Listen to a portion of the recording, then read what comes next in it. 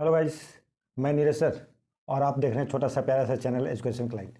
Students, आज जो हम वीडियो लेके आए हैं वो चैप्टर है synthetic fibre and plastics class 8। आइए स्टूडेंट्स, तो सोल्व करते हैं हर वीडियो के बाद ही। स्टार्ट करते हैं। Question A, fill in the blanks. Students, सिर्फ क्वेश्चन आंसर किया नहीं जाएगा, उस पर डिस्कस भी किया जाएगा, इसलिए आइए स्टार्ट करते हैं। फिल इन द ब्लैंक्स का फर्स्ट क्वेश्चन है, फिल इन द ब्लैंक्स शुरू में ही खाली जगह है एंड खाली जगह are example of natural fibre. Natural fibre का आपसे एग्जाम्पल पूछ रहा है। नेचुरल फाइबर जानते हैं जो आपको नेचर से मिलता है, प्लांट और एनिमल से मिलता है, तो उसको कहते हैं नेचुरल फाइबर। तो आइए, बहुत सारे नेचुरल फाइबर्स हैं तो हम दो भर लेते हैं, तो एक हम भर देते हैं आप कॉटन। आपकी इच्छा हो तो दूसरा भी भर सकते हैं, बहुत सारे हैं, सिल्क एंड कॉटन, सिल्क और कॉटन दो। Next second question, the simplest molecules of polymer is known as.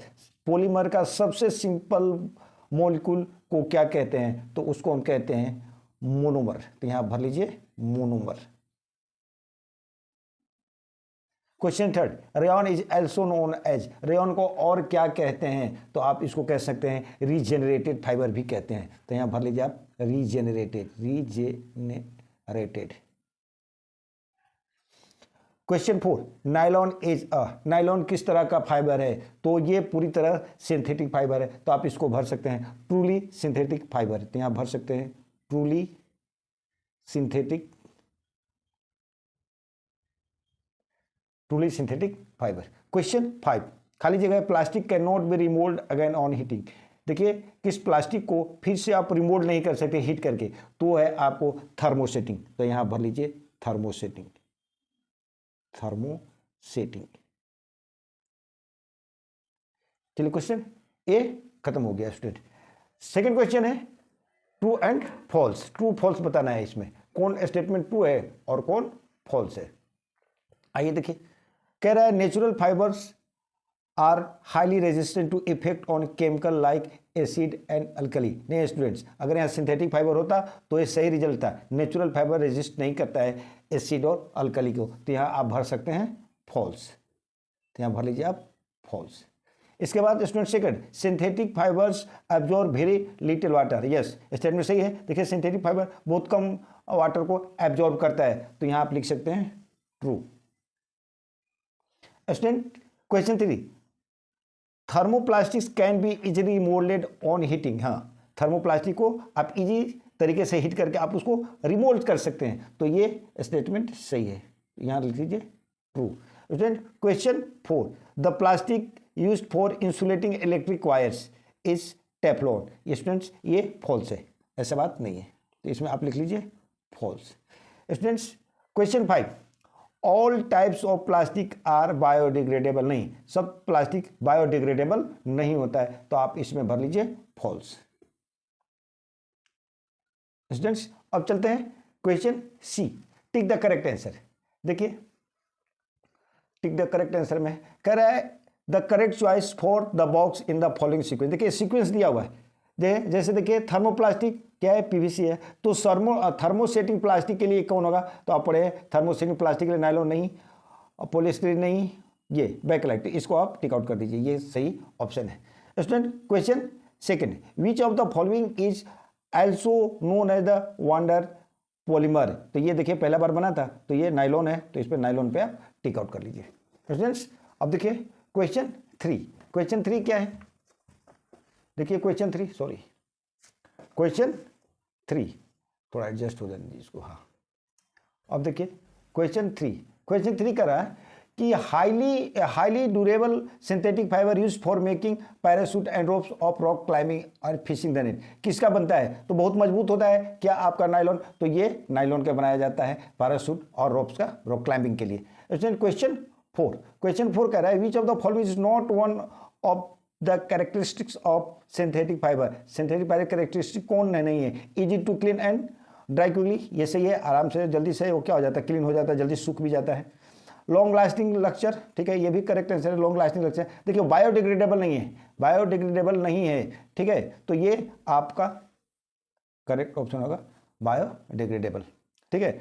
अब देखिए क्वेश्चन है melamine is a thermosetting plastic for it one can easy that it can be easily remolded on heating. False. It cannot resist fire.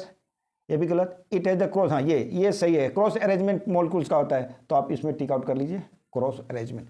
देखिए student last question है question 6। Question 6 क्या है, कह रहे which of the following is correct statement about synthetic plastic. Synthetic plastic के बारे में correct statement कौन है। देखिए thermoplastic can not be deform easily on heating, no. Synthetic fibre are biodegradable, नहीं सिंथेटिक फाइबर बायोडिग्रेडेबल नहीं है। Synthetic plastic get easily affected by acid and alkalis, wrong. ये क्या है, सिंथेटिक प्लास्टिक है क्वाइट है, हाँ ये करेक्ट आंसर है, तो आप इसको टिक आउट कर लीजिए।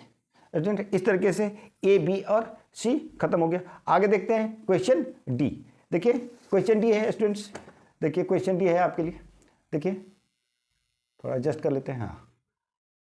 हाँ देखिए, answer the following question in brief. Brief में आंसर देना है। Define the term synthetic fibre को डिफाइन करना है। देखिए जो ह्यूमन द्वारा बनाया जाता है उसको सिंथेटिक फाइबर कहते हैं, या मैनमेड फाइबर भी आप कह सकते हैं। तो fibre that are manmade by the using chemical process, और ह्यूमन बींग द्वारा किसके द्वारा बनाया जाता है, तो केमिकल प्रोसेस उसमें यूज होता है। इस तरह के फाइबर जो बनता है उसको हम कहते हैं सिंथेटिक फाइबर। देखिए स्टूडेंट क्वेश्चन सेकेंड क्वेश्चन कह रहा है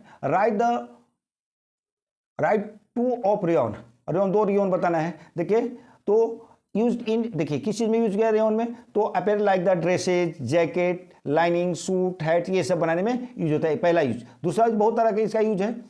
और सेकंड है यूज्ड इन इंडस्ट्री, इंडस्ट्री में हम लोग यूज करते हैं किस लिए, तो सर्जिकल सामान बनाने के लिए और टायर का कोट बनाने के लिए। ये 2 यूज है आपका रेयन का।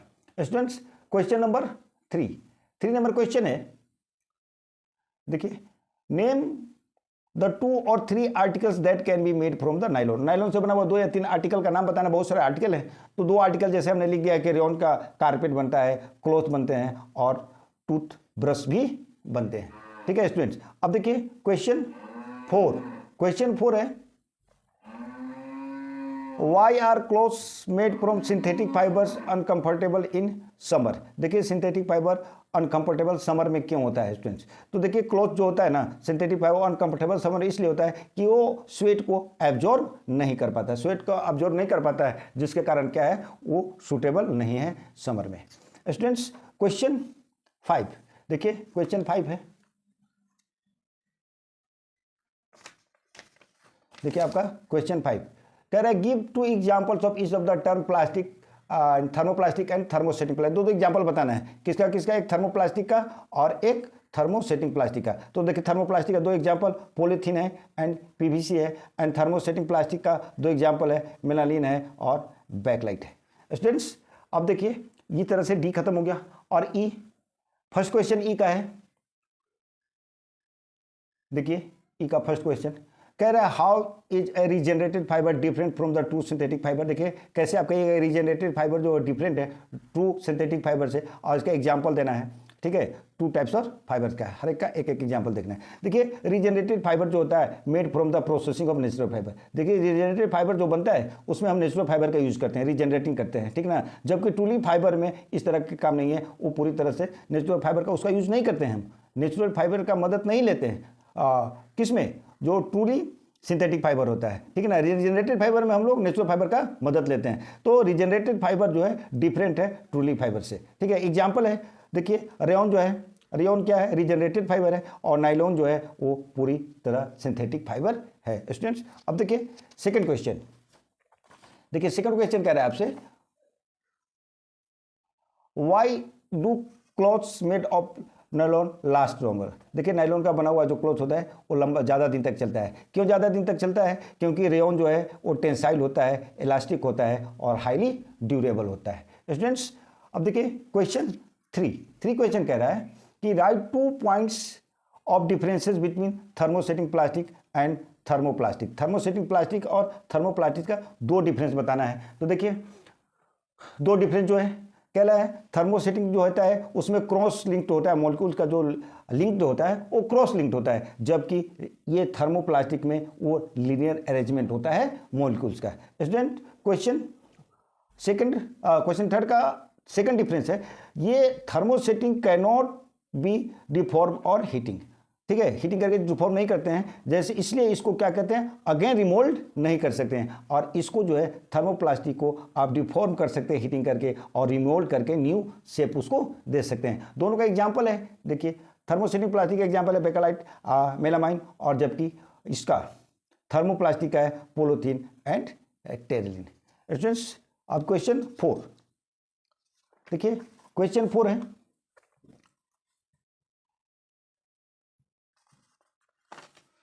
देखिए state any 3 advantage of synthetic fibre. Synthetic fibre का 3 एग्जाम्पल बताना है, ठीक है, 3 एडवांटेज, सॉरी एग्जाम्पल नहीं, एडवांटेज बताना है। तो 3 एडवांटेज क्या है, देखिए they have the long lasting lustre, इसका लक्चर लंबा समय तक चलता है, पहला एडवांटेज है सिंथेटिक फाइबर का। दूसरा है आसानी से वो साफ हो जाता है, तीसरा आसानी से वो सूख जाता है।